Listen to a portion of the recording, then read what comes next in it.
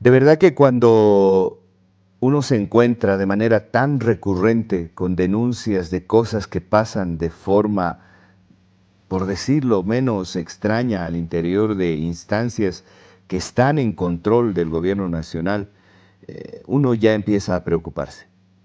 Porque más allá de los anuncios, más allá de los discursos y más allá de las posiciones, el hecho es que todas las semanas hay alguna denuncia de algo que funciona de manera extraña o que tienen que salir a explicar a los medios de comunicación en el entorno de, una vez más, las instancias que administra el gobierno central. El vehículo que ha adquirido el ministro de Economía en 50.000 bolivianos, que en realidad deberían ser 350.000 bolivianos, ha obligado al ministro a tratar de minimizar con ese tono que él tiene muy particular de no sé por qué han hecho tanta parafernalia, no sé de qué están hablando, habrá que investigar qué ha hecho la tramitadora. Esto deja verdaderamente enormes dudas en relación a la probidad de lo que ha sucedido y creo que eso le hace daño al ministro de Economía y le hace daño al gobierno. Esperemos de verdad que en unos días aparezca a lo mejor la tramitadora y diga, sí, por algún motivo me olvidé teclear unos números y también me olvidé teclear unas letras que daban fe del monto en el que se ha adquirido ese vehículo por parte del ministro de Economía.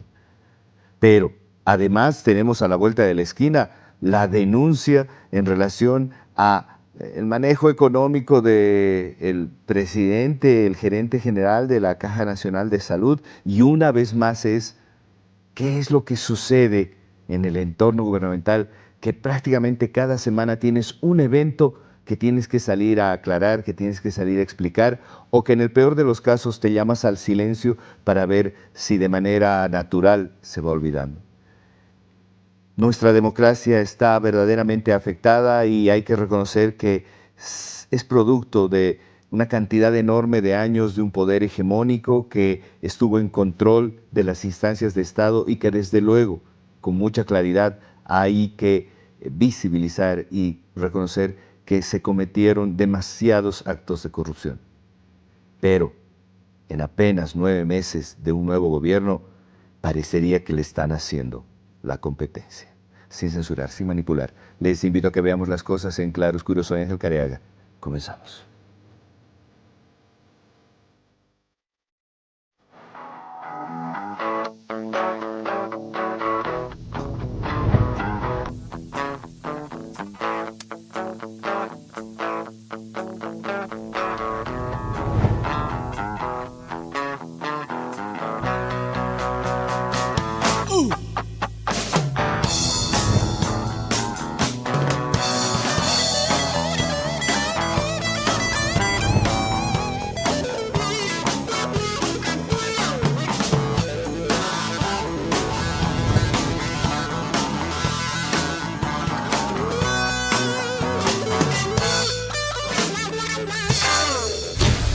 Claro oscuro.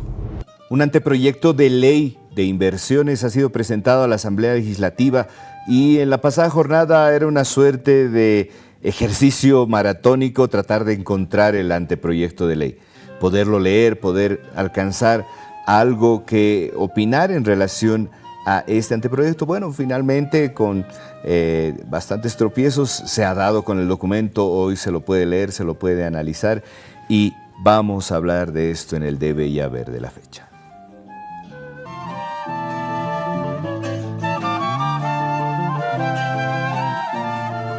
Quiero saludar a Gonzalo Chávez, que nos va a ayudar a ver algunas luces, algunas sombras. ¿Habrán? A ver, quiero saludarlo a Gonzalo Chávez. Gonzalo, querido, buenas noches. ¿Cómo estás? Bienvenido.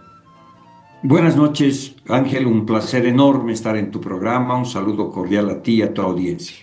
Gonzalo, ¿cuáles son tus primeras consideraciones en relación a una ley de inversiones?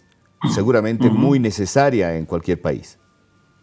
Definitivamente, mira, pero creo que hay que ver el tema de la inversión extranjera directa y no simplemente conectarla al tema de, bueno, tener una nueva ley, sino yo creo que es fundamental entender que la inversión extranjera directa en el país y la inversión en general no ha venido a Bolivia, no por falta solamente de alguna ley, ciertamente hay problemas de seguridad jurídica, hay muchos vacíos, hay prohibiciones de la Constitución, había una ley de inversiones muy antigua, etcétera. Pero yo creo que es importante entender que la inversión extranjera directa no viene a Bolivia porque no encuentra el ecosistema favorable para la inversión extranjera, que no es solamente jurídico, que no es simplemente problemas de orden legal. La inversión extranjera directa no viene a Bolivia porque tienes problemas serios macroeconómicos. La inversión extranjera directa a Bolivia no llega porque tienes un problema muy complejo de oferta de energía. No hay seguridad económica, no hay seguridad energética.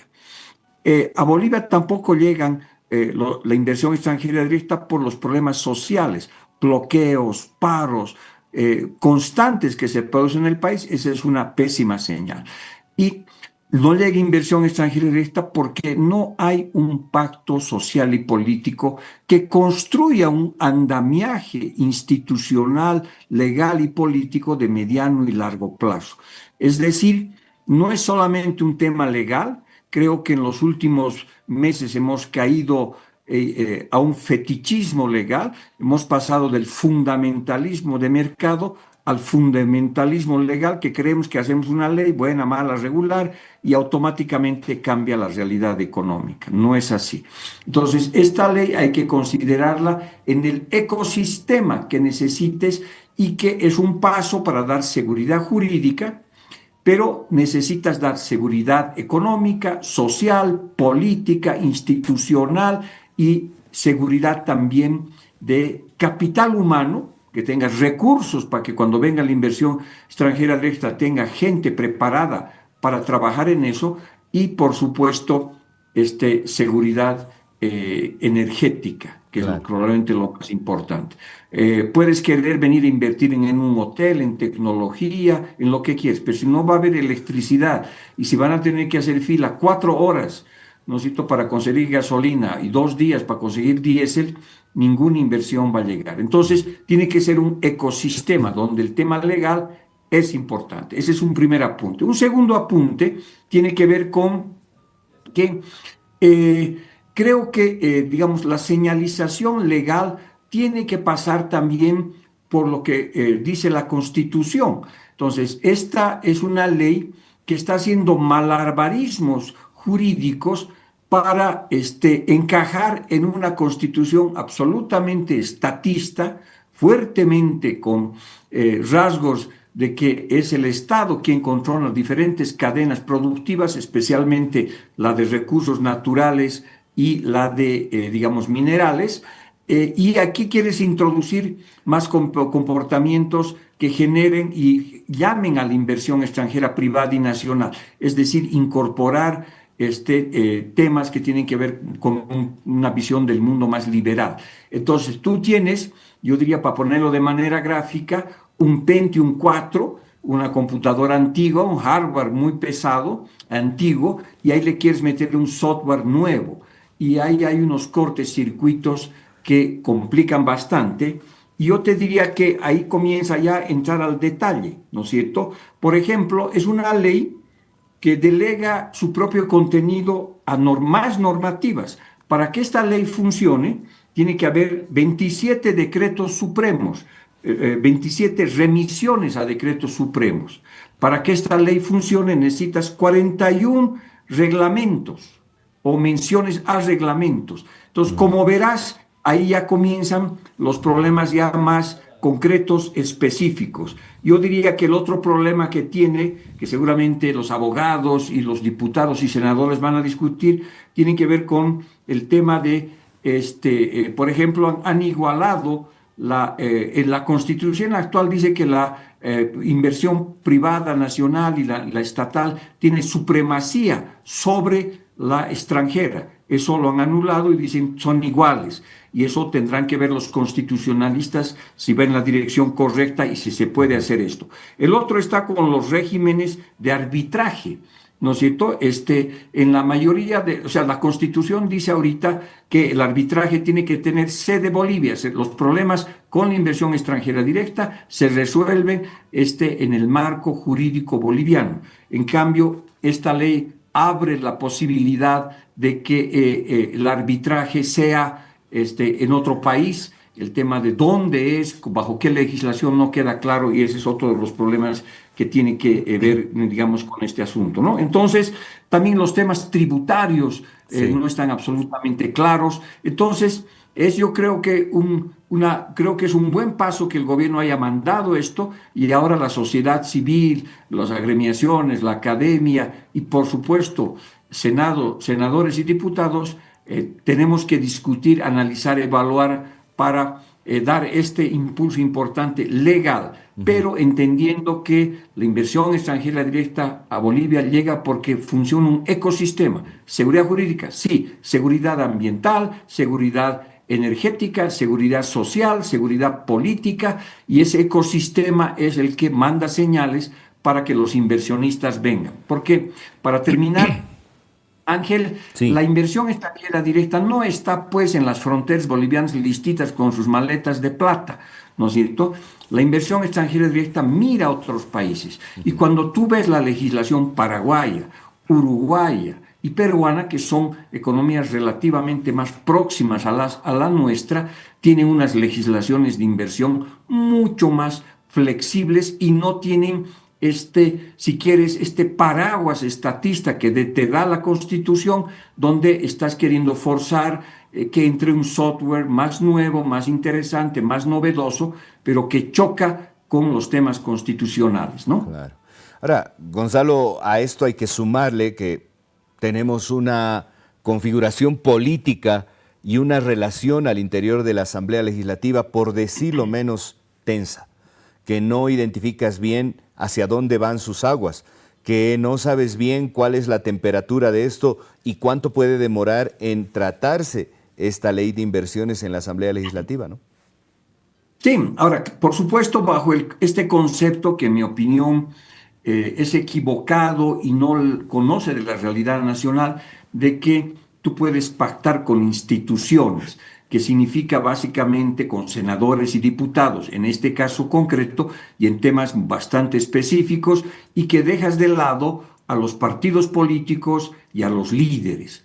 Esa es una señal compleja que no refleja la historia política de Bolivia, pero siempre alguien puede decir, ves que hay que hacer por primera vez una cosa nueva, pero en realidad los pactos de líderes de partidos son parte de la democracia en muchas partes del mundo. Entonces, un equilibrio entre pacto institucional y pacto político y pacto con partidos es fundamental porque vas a dar una señal de madurez institucional y sostenibilidad a la ley que le vayas a dar. Porque si esta ley sale como resultado de conturbios internos dentro del Parlamento y con acusaciones que se han pasado de un lado al otro, le pierde fuerza esta señal a los inversionistas extranjeros directos y a la inversión privada en general. Ujú. La fortaleza debería ser, ¿no es cierto?, que tengamos un norte económico, social y político y decimos, bueno, hemos pactado los bolivianos con nuestras instituciones, con nuestros partidos políticos, con nuestros líderes, y a partir de ese pacto nos vamos a poner de acuerdo sobre una ley de inversiones y otras leyes que vengan que tiene un norte de desarrollo claro para Bolivia. Ese es el mensaje del ecosistema de varios sectores y de varias actividades que espera un inversionista extranjero, que no se va a reducir a leer la Gaceta, ¿no es cierto? Claro. La inversión extranjera directa lee todo el ecosistema político de un país. Exactamente. Gonzalo, te quiero agradecer mucho estos minutos que has compartido con el país y seguramente vamos a tener más charlas para profundizar análisis y a detalles de un proyecto de ley que es extenso, es bastante largo, así que vamos a tener bastantes oportunidades para conversar. Te dejo un abrazo grande. Gracias. Igualmente, Ángel, buenas noches. Que estés muy bien. Vámonos un corte volando. Enseguida vuelve Claro Oscuro.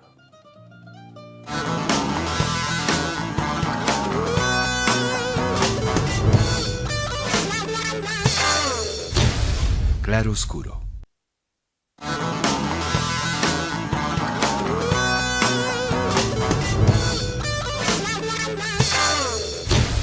Claro Oscuro. No hay ningún secreto.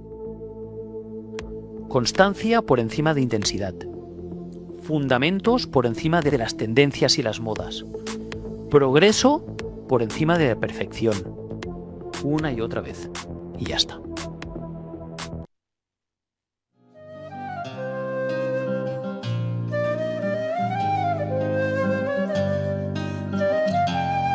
En el statu quo de la fecha, quiero saludar a Susana Bejarano. Con ella vamos a hacer un poco de análisis de coyuntura, entendiendo y atendiendo un contexto que verdaderamente demanda la mayor cantidad de análisis posible. Susana Bejarano es una politóloga que además hace análisis de manera permanente y que es un aporte, siempre es un aporte para el análisis crítico. Susana, ¿cómo estás? Bienvenida, muy buenas noches. Buenas noches, Ángel. Muchísimas gracias por esa introducción. Un saludo cordial para ti y todo tu público. A ver, Susana, una de las cosas que más ha desgastado y ha minado la imagen que había construido el movimiento al socialismo más allá de su proyecto político fueron el cómo se manejó y se empezó a manejar el poder en los últimos años. Una constante sensación de que se aprovechaba mucho del poder, de que habían hechos de corrupción que no se investigaban y desde luego esto ha generado el desgaste que hoy la realidad nos dice que el movimiento al socialismo tiene 2 o 3 diputados en la Asamblea y que prácticamente ha sido borrada del mapa político actual en lo que significa el poder legislativo y el poder ejecutivo.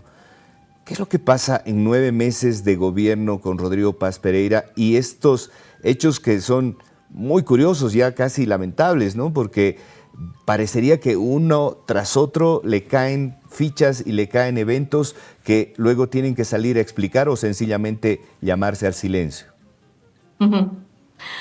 A ver, haces yo creo una introducción que es muy importante. La gente definitivamente excluye del sistema político al MAS, no solo por esa pelea que los fagocita, ¿no es cierto?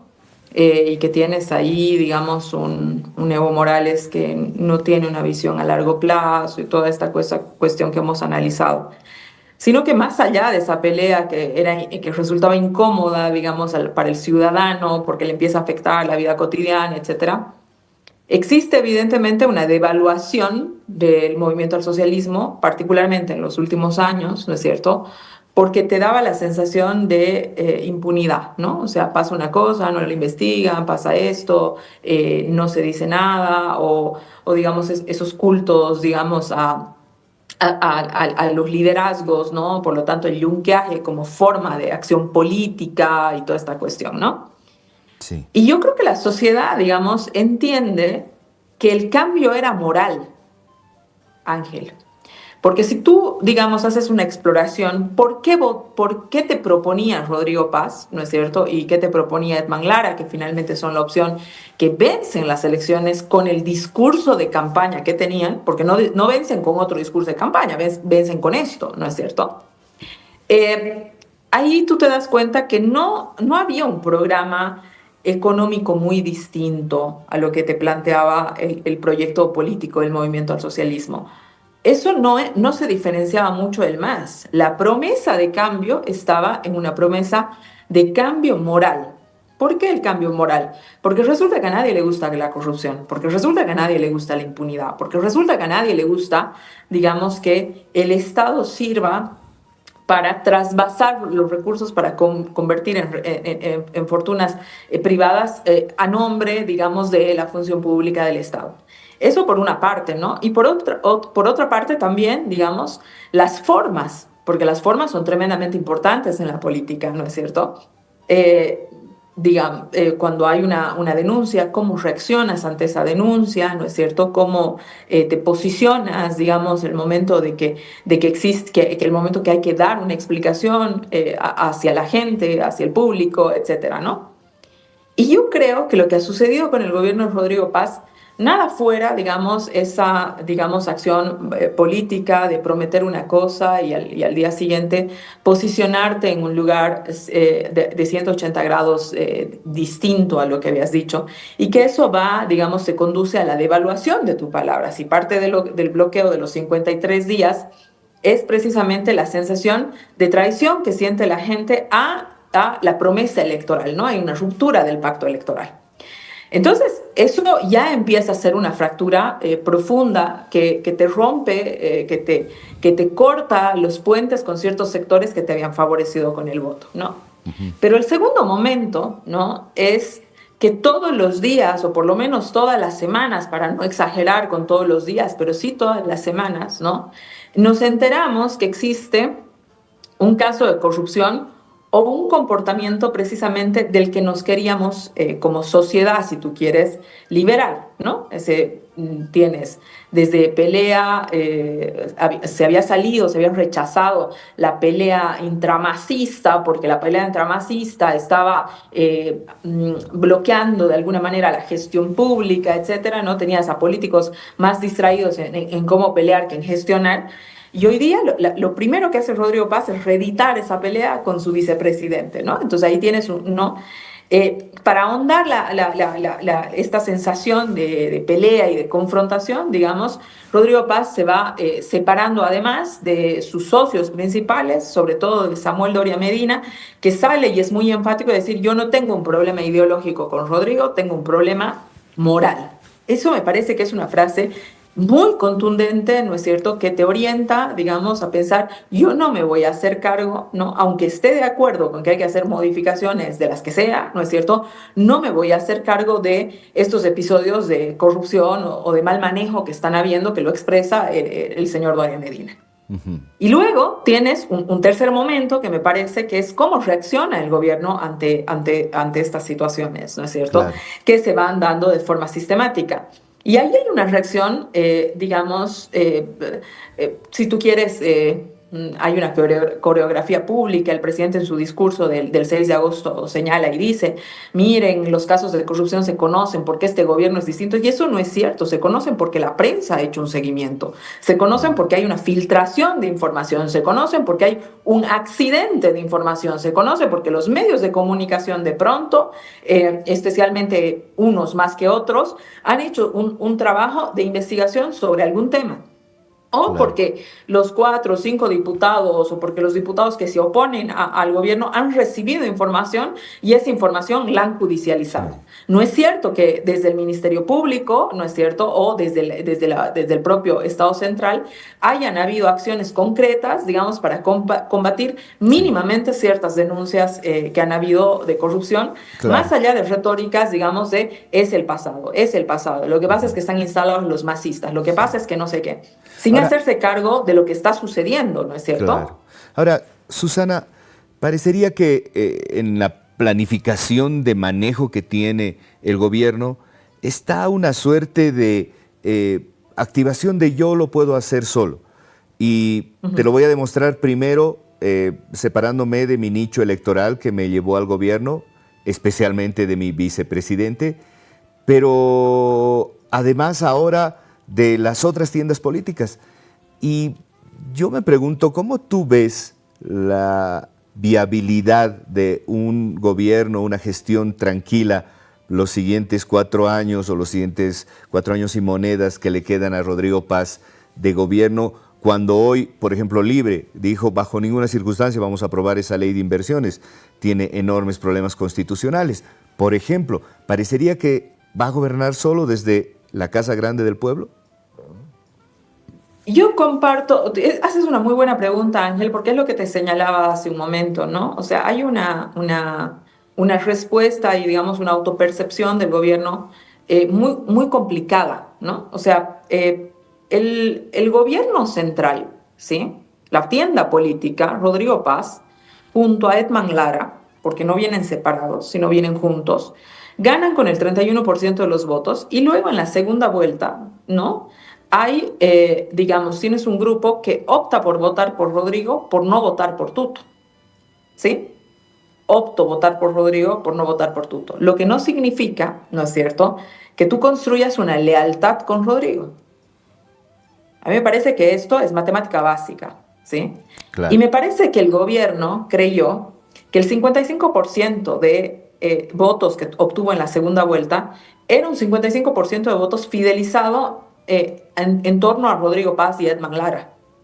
Cualquiera que sabe un poco de política, cualquiera, ¿no es cierto?, debió recomendar a Rodrigo, etcétera, ¿no? Tener cuidado con esa percepción, tener cuidado al menos con esa percepción, porque las lealtades se van construyendo y en una elección, digamos, de segunda vuelta, si tú has ganado con el X%, no quiere decir que ese X% sea completamente tuyo, sino que la otra opción electoral probablemente al votante no le haya convencido. Entonces, por descarte, casi vota por ti, ¿no es cierto? Sí. Entonces, me parece que ahí no hubo una comprensión y hubo una creencia de parte del gobierno de que ese 55% significaba la mayoría pura, bruta, digamos, a favor de Rodrigo y que eso le daba una carta blanca gigante y enorme a Rodrigo para accionar, digamos, en torno a las ideas políticas que no recoge desde la campaña, sino que va construyendo desde el gobierno. Entonces, lo primero que hace, digamos, es romper no solamente el pacto, la alianza, qué sé yo, con Edman Lara, sino además romper primeramente el pacto electoral.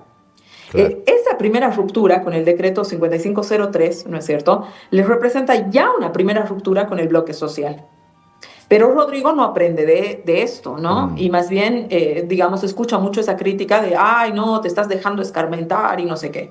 Bueno, esta cuestión, ¿qué es lo que pasa, Ángel? Te provoca un segundo momento, que es un conflicto de 53 días muy Claro. complicado para el gobierno, digamos, aunque yo le reconozco al gobierno que no salió con muertos y toda esa cuestión.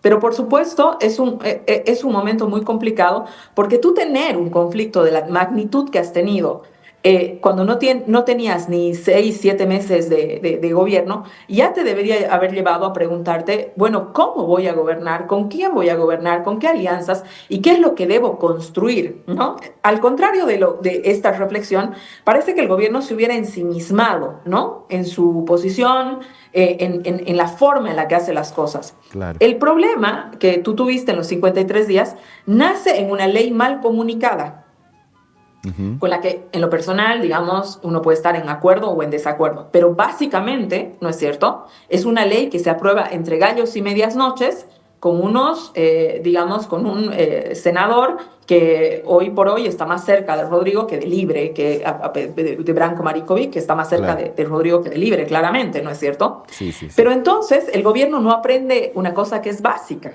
Si tú estás proponiendo una ley que va a modificar ciertos parámetros, digamos, de la gestión pública, de la gestión política, de la gestión económica, lo que tienes que construir no solamente son alianzas dentro de la Asamblea Legislativa, que hoy día no las tiene, sino además, digamos, alianzas dentro de la sociedad que te ayuden a defender el cambio, la transformación que estás haciendo. Yo he escuchado a muchísima gente, querido Ángel, que está a favor del gobierno de Rodrigo, digamos, a favor ideológicamente además del gobierno de Rodrigo, pero que desconoce cuál es el plan de gobierno de Rodrigo.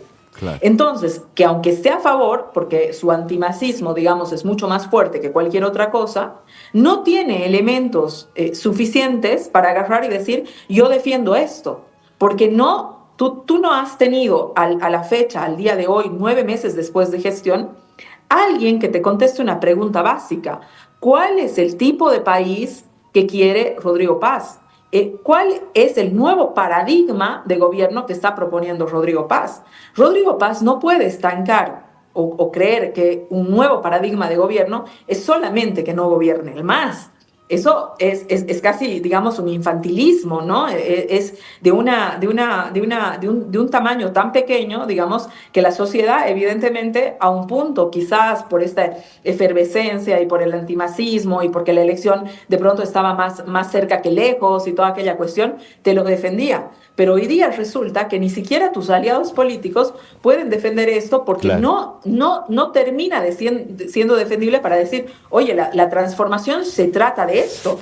Si tú, Ángel, me pudieras contestar, tú, la gente que nos está viendo, etcétera, la pregunta, ¿cuál es el país que se imagina el gobierno de Rodrigo? ¿Cuál es el cambio de ciclo? ¿Qué incluye ese cambio de ciclo? Yo sinceramente te aplaudiría. Hoy día Claro. no existe un boliviano que nos pueda contestar esa pregunta y no existe un vocero de parte del gobierno que nos pueda contestar esto. En paralelo, tienes lo que tú acabas de señalar, ¿no es cierto?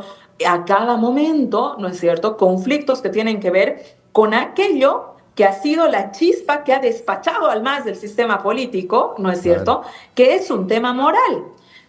Exactamente. Pucha, las 32 maletas, no sé qué, el tema del oro, hoy día sale, ¿no? El ministro que tiene que cuidar los impuestos no declara impuestos, es decir, ¿no? Entonces todos los días, ¿no? Tienes un problema que tú tienes, oye, estaba mal que amarren guatos, ¿qué tal está que te hagan el linaje, ¿no es cierto? Está mal, o sea, ¿no? Entonces, esos conflictos morales que Sí. encontrabas de pronto al final con el MAS, es que hoy día casi se han vuelto cotidianos, ¿no es cierto? Y el gobierno, en lugar de responderlos y entenderlos y sacarlos de raíz, te da una sensación que más bien no le importa reeditarlos porque es una suerte, no sé si tú lo ves de esta manera o la gente que los está viendo de esta manera, es como es mi momento y yo no lo voy a desaprovechar. Sí, completamente. Susi, tengo que cerrar acá la entrevista, pero quiero agradecerte mucho esto, que nos has ayudado a aterrizar en torno a temas que los estamos viendo, los estamos escuchando, pero a lo mejor no los colocamos en la dimensión que le corresponden, y es esto: aprender de los errores de otros. Parece que no va a suceder nunca. Te dejo un abrazo grande, ten buen descanso. Igual a ti, buenas noches, Ángel. Que estés muy bien. Vámonos un corte, enseguida vuelve Claro Oscuro. Espérenos, por favor.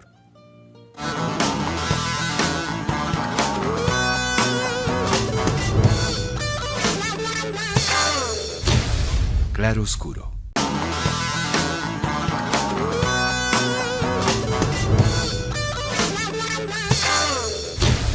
Claro Oscuro. Está sucediendo de manera muy, pero muy regular, y estamos empezando a naturalizar que las denuncias de violencia en contra de las mujeres sean aplacadas, invisibilizadas o cubiertas, si es que el agresor, en este caso, es una persona que además tiene la protección del poder político, del poder económico también, pero en este caso del poder político. Y creo que esto daña sensiblemente la democracia, la convivencia, un Estado de Derecho. Está conmigo Patricia Flores, ella es la cabeza visible de la Asociación de Periodistas Mujeres de La Paz. ¿Cómo estás, Pati? Gracias por tu presentación, Ángel, aquí para lo que sea necesario. Quiero que entremos en contexto de qué es lo que está sugiriéndonos hoy por hoy el hecho de denuncias de violencia en contra de mujeres que además se empiezan a trabar en la justicia, empiezan a invisibilizarse. Cuéntame un poquito. Bueno, Ángel, lamentablemente la justicia boliviana tiene una larguísima deuda hacia las mujeres y la niñez en situación de vulnerabilidad. No es casual que el pasado año las propias instancias de la justicia registraron casos de violencia contra las mujeres que superaban los 47,000 casos, de los cuales ni el 1% había logrado sentencia. Esto es absolutamente alarmante. Y lo más sensible es que de manera periódica, tanto el Comité de la CEDAW como el Examen Periódico Universal de los Derechos Humanos han hecho una serie de recomendaciones al Estado boliviano para que corrija y mejore todo el andamiaje de justicia. Y lamentablemente otra cifra que es verdaderamente preocupante es que todo el sistema judicial en el país no tiene ni siquiera el 2,5% del presupuesto general del Tesoro General de la Nación. Entonces, esto nos demuestra que estamos evidentemente ante una estructura judicial enormemente endeble, porque ello hace que no tengamos un personal idóneo, capacitado, en perspectiva de derechos humanos, pero por otro lado vuelve a constatarse una vez más, gracias a estas cifras, que la justicia en Bolivia se compra y se vende. Se compran sentencias y se las ofertan al mejor postor para ponerlo en blanco y negro y para que se entienda de manera dramática cuál es la realidad de la justicia en Bolivia, particularmente en la lucha contra la violencia hacia las mujeres y la niñez en general. Pati, hace unos días, por lo menos mi persona, se da cuenta que una colega periodista, y queremos verdaderamente hacer énfasis en que no por ser una colega estamos dándole una cobertura especial o no, sino que las denuncias y los hechos que llaman tanto la atención como una denuncia hecha en 2021, esté recorriendo tanto tiempo sin tener una conclusión.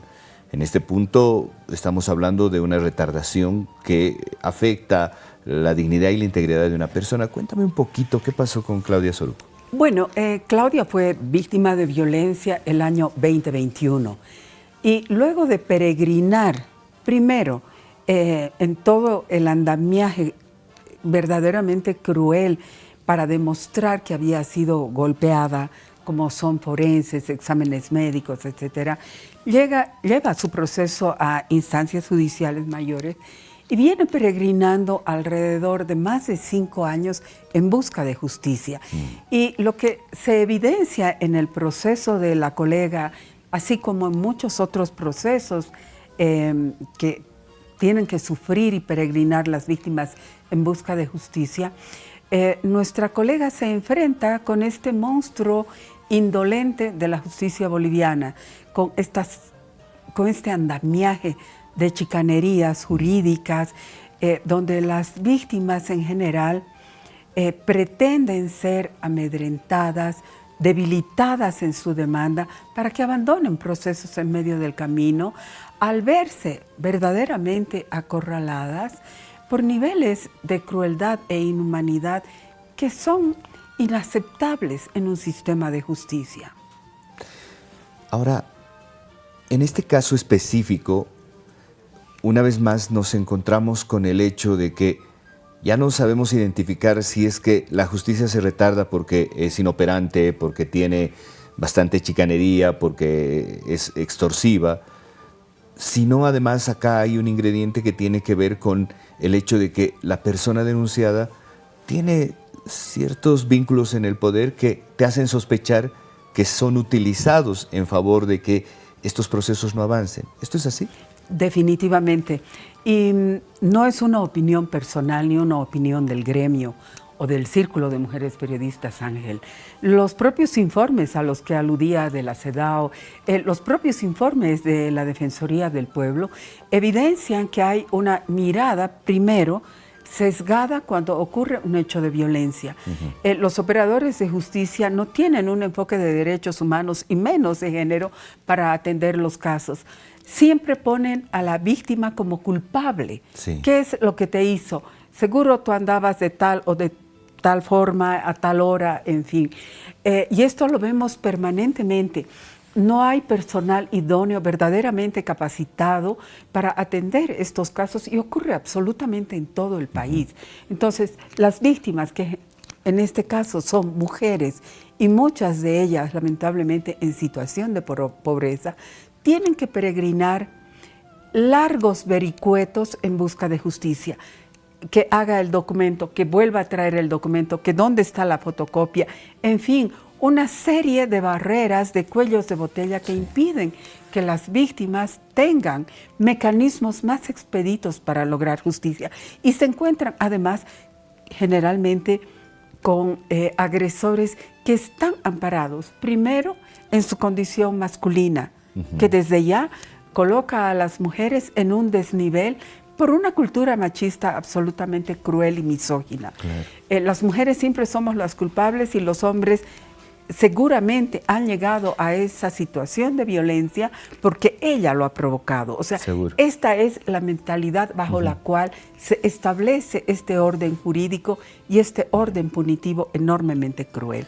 Y lamentablemente, en el caso particular de la colega, la persona que la agredió tiene poder económico, pero además está amparado por todo un andamiaje político porque también está dentro de estos niveles de decisión en el orden departamental. Entonces, eso impide que evidentemente la justicia avance como debería ser en un proceso que mínimamente debería estar encarrilado en los cánones y en las normas que establece la propia justicia y la constitución política. Pati, me quedan 30 segundos de programa, pero quiero que nos hables de este comunicado que han sacado el Círculo de Mujeres Periodistas y la Asociación de Periodistas de La Paz. Bueno, lo único que estamos pidiendo es que se respete el debido proceso, que la justicia actúe tal como lo establecen las normas y tal como refiere la ley 348. Es inaceptable que por una agresión violenta e inhumana una colega tenga que peregrinar más de 5 años en busca de justicia, que es lo que ocurre con la mayoría de las mujeres bolivianas. Este es un llamado no solo por nuestra colega, sino por todas las mujeres que son víctimas de violencia machista y misógina. Bien.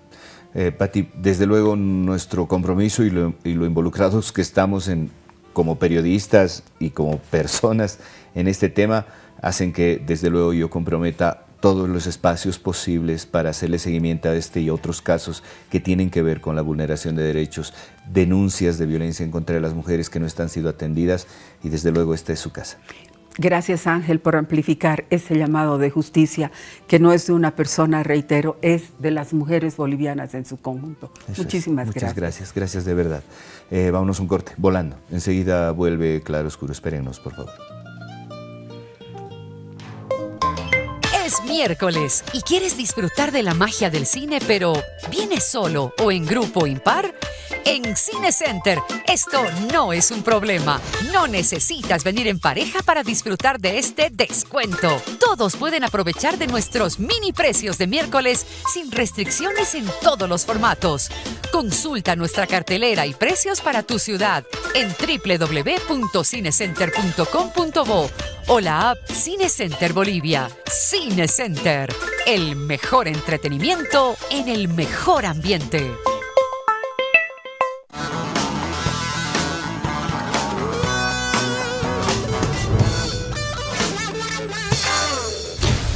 Claro Oscuro.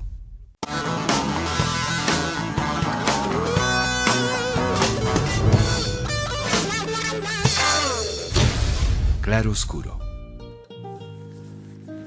Cuando tú muestras resistencia a la investigación, a un elemento tan importante como es la recopilación de una cantidad de información que me va a ayudar a hacer un análisis crítico de un algo, y simplemente tú decides resistirte por resistirte sin leerlo, sin a lo mejor involucrarte lo suficiente como para inclusive colocar un otro discurso a lo que te plantea una investigación, entonces estás teniendo una reacción que ha generado que en realidad el país entero empiece a hablar de esa publicación a la que te querías resistir. Pero intentamos hacer de este espacio un espacio para que el pensamiento crítico, para que el análisis vaya más allá de eso que a lo mejor te has encontrado en la cascarita, en las redes sociales, en algún titular de un noticiero. Vamos a hablar de Santa Cruz S.A., esta publicación que tanto revuelo ha generado. Educar para cambiar, ahora.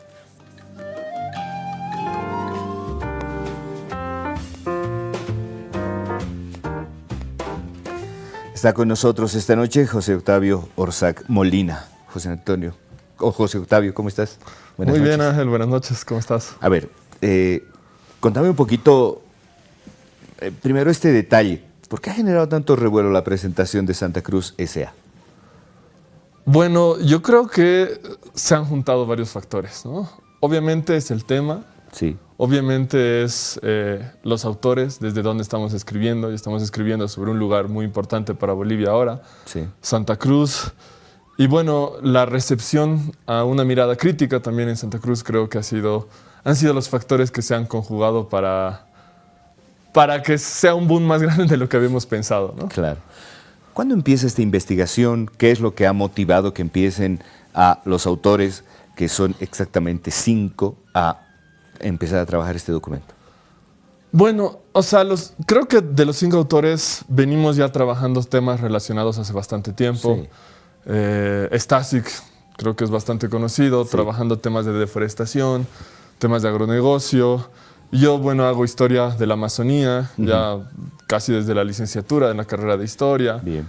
¿No? Susan estudia el Chaco, Huáscar ha escrito todo un tema respecto a la legislación del MAS en su momento, favorable al agronegocio.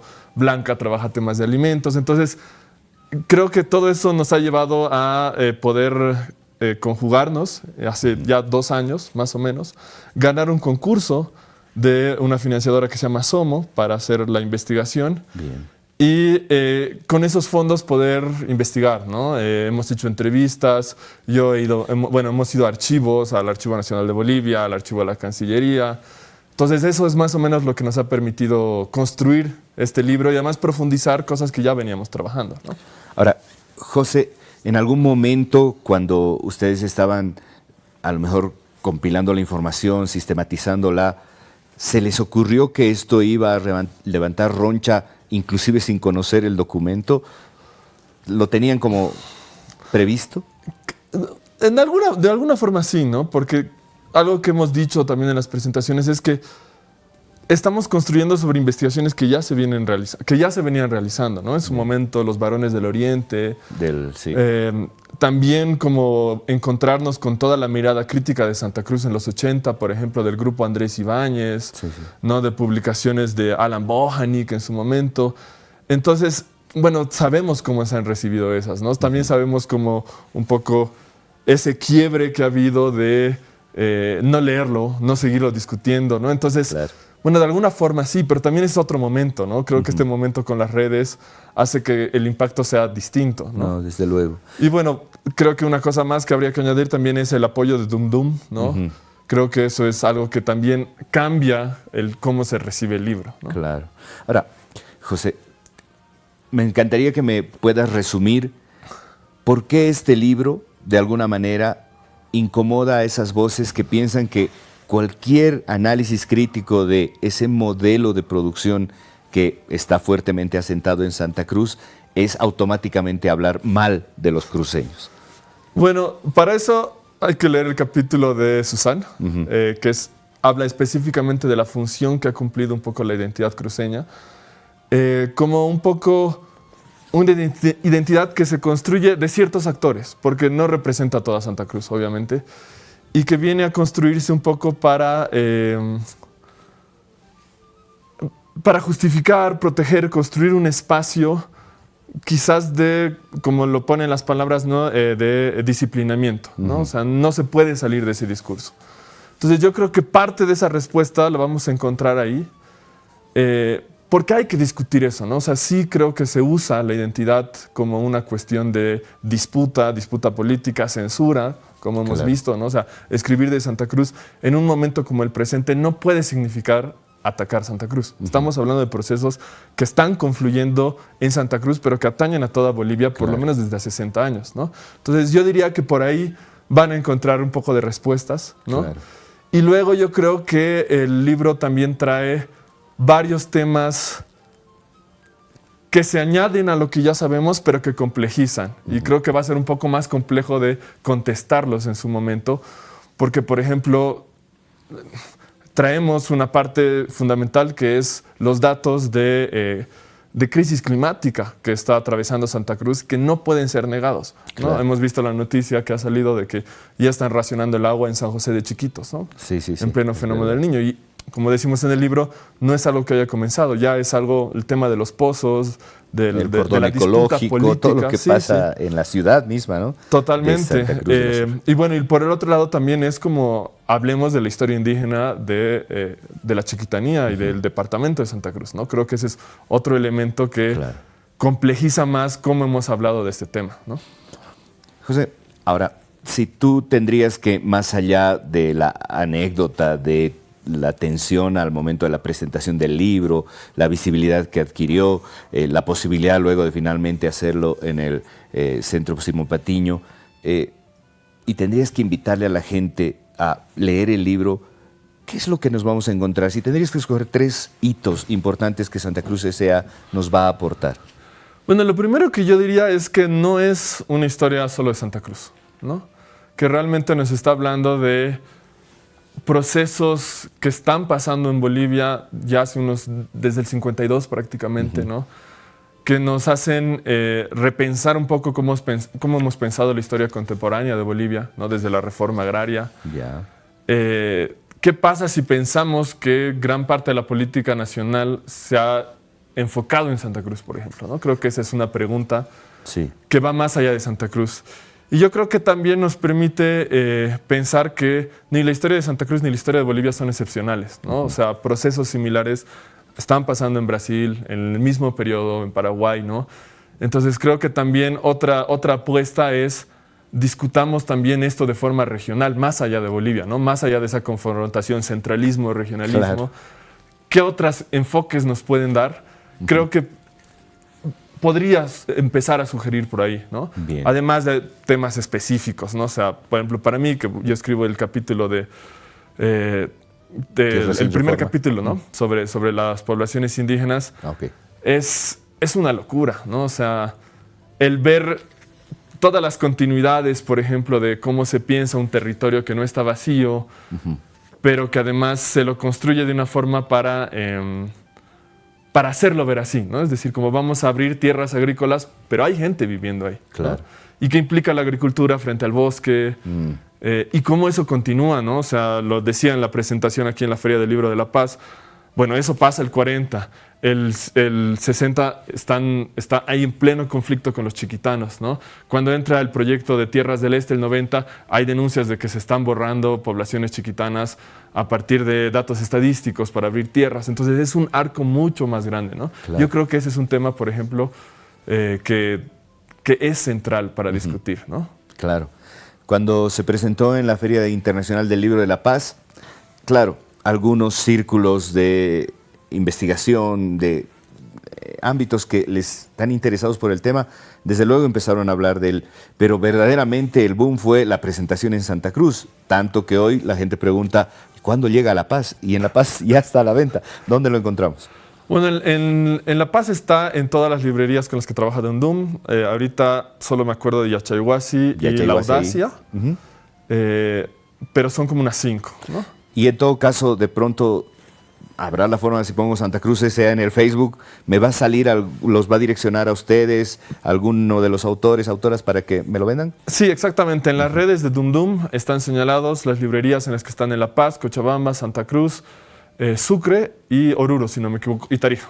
¿No? Creo que Potosí y Pando son las únicas que no están en librerías específicas. José Octavio, te quiero agradecer mucho estos minutos, pero principalmente porque creo que estamos haciendo una invitación al análisis crítico del documento y que, desde luego, si tenemos la capacidad de despojar de las subjetividades de lo regional, por ahí estamos ante un documento que nos va a alertar y nos va a mostrar un contexto mucho más amplio y que, desde luego, te puede aportar mucho más al pensamiento crítico.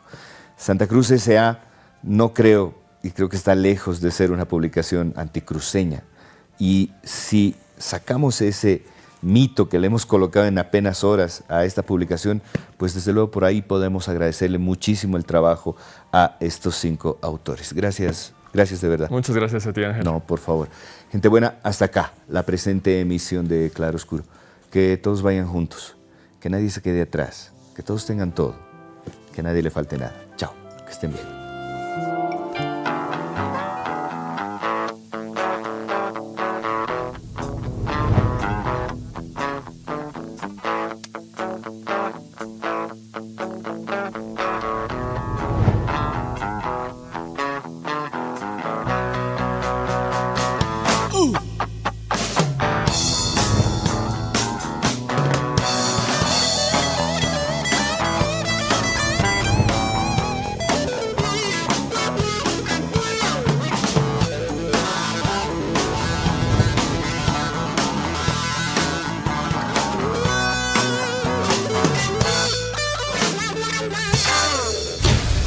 Claroscuro.